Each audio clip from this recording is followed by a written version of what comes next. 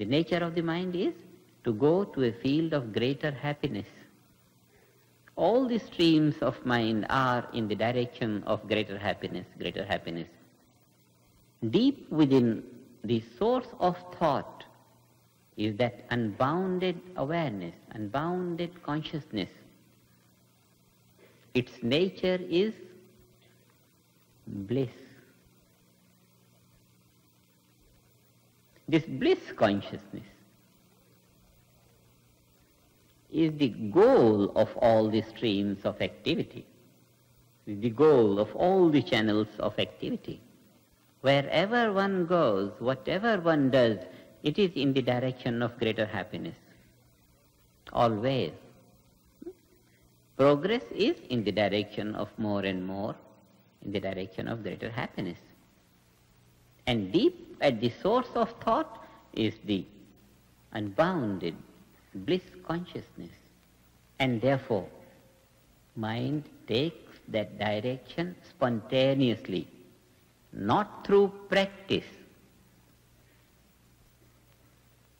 I am emphasizing the effortless nature of transcendental meditation. It's not the practice of taking that direction that succeeds, not the practice, but the very nature of the mind to move in the direction of greater happiness takes the mind spontaneously, completely, effortlessly, and gives it that status of unbounded awareness. This is because the very nature of life is progressive in the direction of more and more, and this unboundedness is more than the most. The simple technique of naturally bringing the awareness to that unbounded field of life succeeds in maintaining that unboundedness. For this, the practice is needed. The practice is not needed to reach the goal.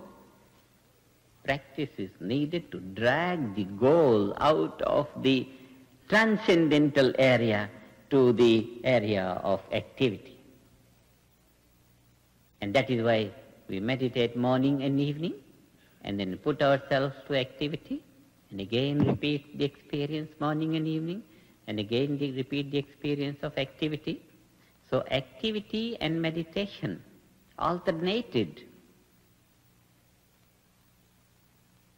This practice establishes permanent state of unbounded awareness no matter what one is doing then.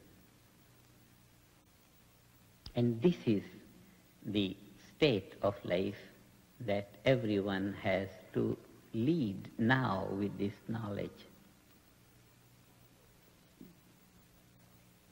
All those successful people, take an example of an artist and of an architect. When he sits on the table,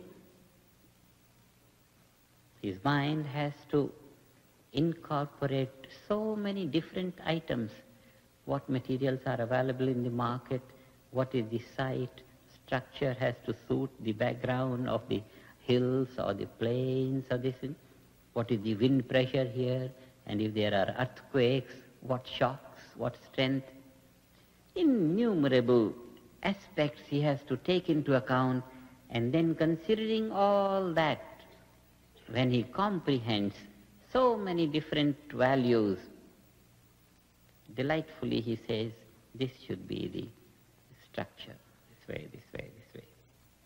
A calm, collected, and therefore comprehensive state of mind can take in all together so many various aspects and produce a harmony of all these aspects. All these various aspects bring out together, combined in a beautiful project. But if his mind is not able to comprehend the whole thing, he'll be making something beautiful, and losing something beautiful somewhere here, there. Life is a composite of innumerable diversities. Every man has so many phases of his activity, so many points of love, so many areas of happiness, relations, innumerable. And every aspect has to be first class. It can't be done on the basis of thinking and planning for every area. No. That awareness has to be cultivated, which is at home with everything. And that is that unbounded awareness which knows no restrictions and which promotes the ability of focusing very penetratingly on any point one attends.